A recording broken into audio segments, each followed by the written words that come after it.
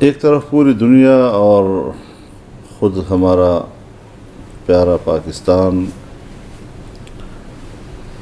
Corona virus کے عالمی وبا سے دوچار ہے،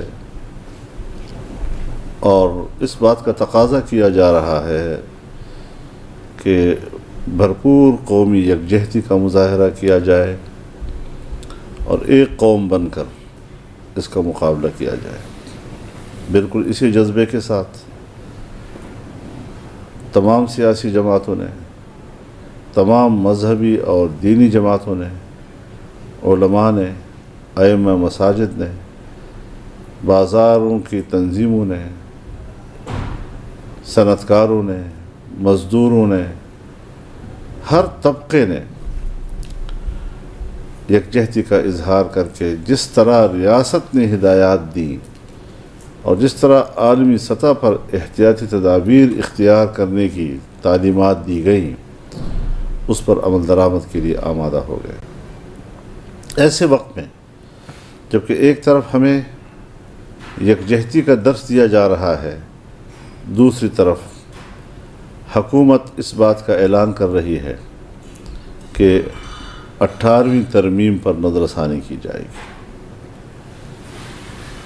NFC ایوارڈ پر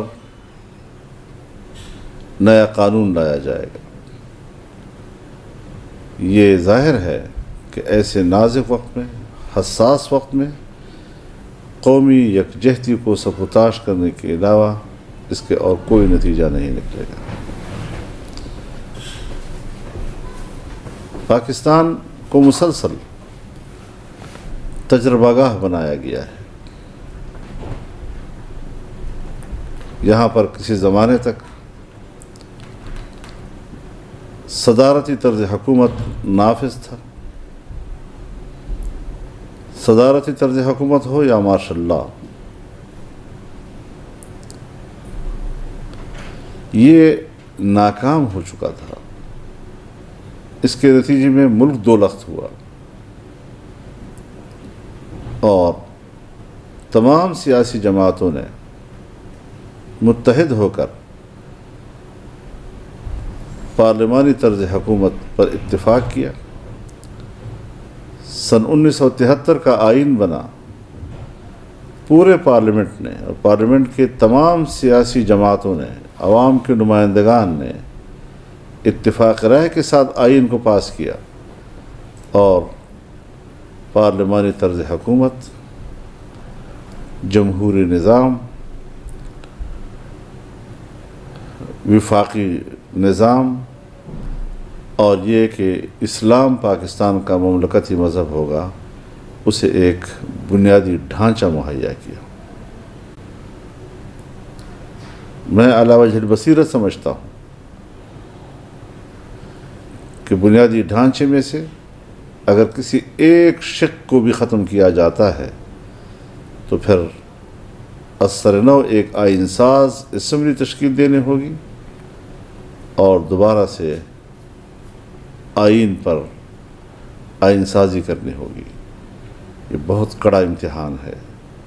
پاکستانی قوم 70 سال سے زیادہ کا عمر کاٹ چکی ہے۔